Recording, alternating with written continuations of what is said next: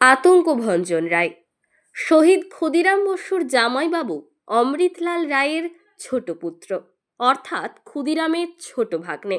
না, নামটা আমরা হয়তো কেউই শুনিনি, শোনার কথাও নয়।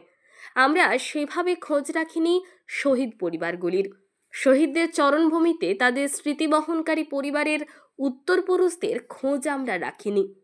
যে তাম্রপত্রটির ছবি উপরে শেয়ার করা হয়েছে সেটি 1972 সালে ভারতের স্বাধীনতার 25 বছর পূর্তি উপলক্ষে তৎকালীন প্রধানমন্ত্রী ইন্দিরা গান্ধী মহাশয় ক্ষুদিরাম বসুর ছোট ভাগ্নে শ্রী আতঙ্কভঞ্জন রায় মহাশয়কে প্রদান করেছিলেন।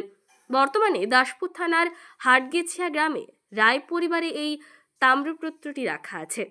ক্ষুদিরামের জামাইবাবু এই অমৃতলাল রায়ের পৈতৃক বাড়িতে রয়েছে তার পুত্র আতঙ্কভঞ্জন রায় এবং পুত্রবধূ গীতা রায়ের স্মৃতিস্তম্ভ। আজও টিকে রয়েছে প্রাচীন সেই মাটির বাড়িটি, যে বাড়িতে রাত কাটিয়েছেন শহীদ Khudiram Bose. Bureau report, Ghatal live TV. কে হন? আমি মানে অমৃত রায়ের ছোট ছেলের বউ।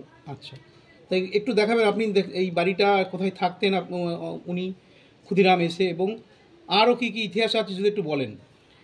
উনি তো এই বাড়িটায় রুমটায় থাকতো, ওর দিদি মানে এসে এখানে ওইখানে দাগ মারতো, এখানে আসতো, আবার ভোরের দিকে বেরিয়ে যেত।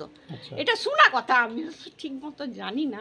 আচ্ছা, থেকে শুনেছি এবং ইতিহাস থেকে পড়ে যেটা তথ্য পেয়েছি, গিরিশ মুখোপাধ্যায়ের পাঠশালা ছিল, একেবারে ছোট্ট পাঠশালা। সেই পাঠশালায় কিন্তু ক্ষুদিরাম পড়াশোনা করতেন।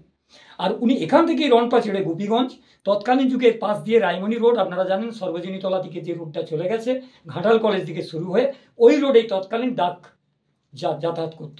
এবং 1907 সালে সত্যেন বসুর নির্দেশে অর্থ সংগ্রহের জন্য উনি কিন্তু ওই বট গাছের জায়গা বড় সিমেলিয়া, সেখান থেকে মঙ্গল সাঁতরাকে সহযোগী নিয়ে ডাক লুণ্ঠন করেন। এবং ওই ডাক লুণ্ঠন তিনি মারেননি, শুধু কাড়িয়ে নিয়েছিলেন। উদ্দেশ্য ছিল অর্থ সংগ্রহ, উদ্দেশ্য ছিল সরকারি কাগজপত্র যাতে না বিদেশির হাতে যায়।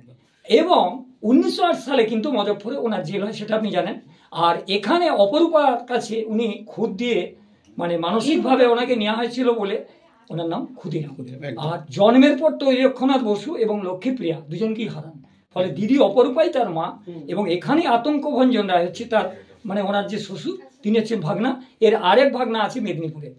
এইভাবেই টোটাল হিস্ট্রিটা লুকিয়ে আছে। কিন্তু বাল্যকাল থেকে হ্যামিল্টন বলুন, মেদিনীপুর বলুন, একেবারে প্রফুল্ল চাকির সঙ্গে ঘোরা বলুন, সমস্ত ঘোরার কেন্দ্রস্থল কিন্তু এই হাটগেছা। আমরা গর্বিত, we are very proud. This is the historical place of Ghatal subdivision in Daspur block and under Daspur 2 গ্রাম পঞ্চায়েত এবং হাটগেছিয়া গ্রাম। গ্রাম আমি আগেও শুনেছি, আমি এই গ্রামে আগেও এসেছি।